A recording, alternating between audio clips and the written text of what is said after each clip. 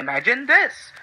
You're flipping through the pages of your history book or reading a biography of a national hero. It's inspiring, yet you might wonder, what does it really mean for me today?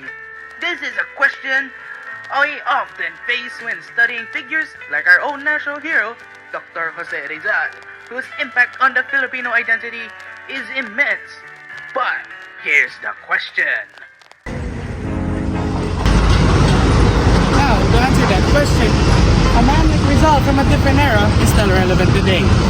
Let's actually find that out. Here comes Renato Constantino.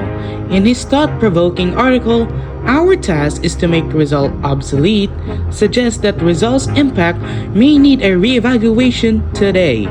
We'll explore whether Rizal can indeed be made obsolete or whether his legacy remains essential in the context of our society and identity. So, can Rizal be actually obsolete?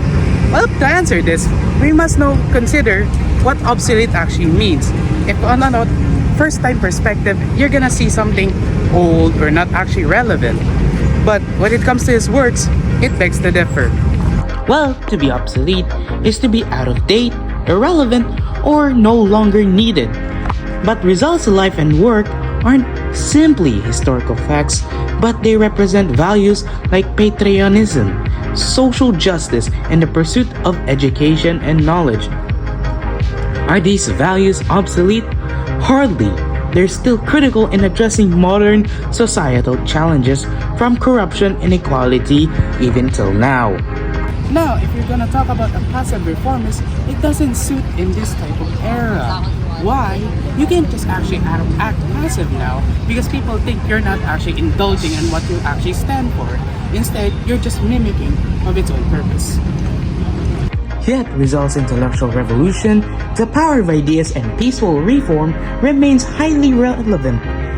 His writing encouraged questioning the status quo and valuing human dignity, the values that are foundational for modern movements, even those advocating for change today.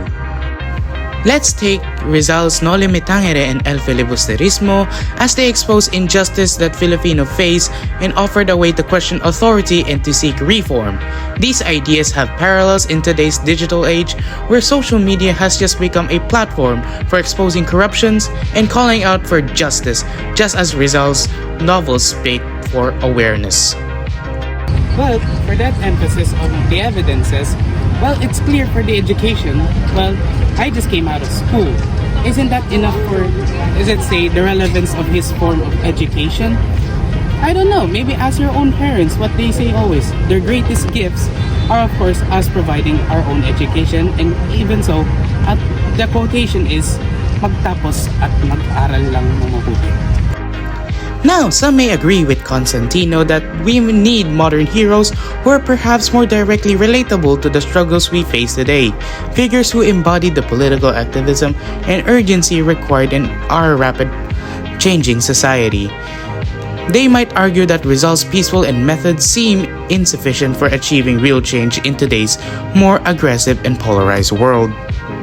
Well, this is a valid point that it doesn't make Rizal obsolete.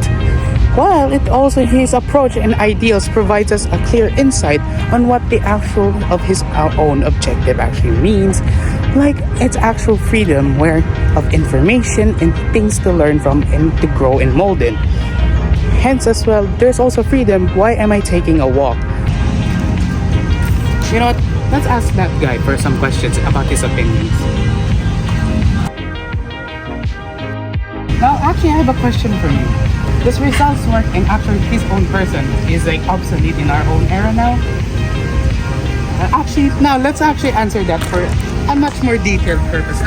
In terms of detail, if we recognize that Rizal is not obsolete, we're acknowledging that the values of human rights, education, and peaceful reforms are timeless. We can adapt to his ideals to our era without erasing his legacy.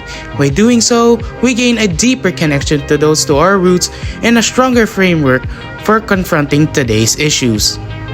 Well, at least that all sums it up.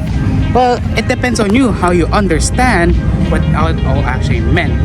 I'm not here one to judge you, but of course I'm just here to inform you.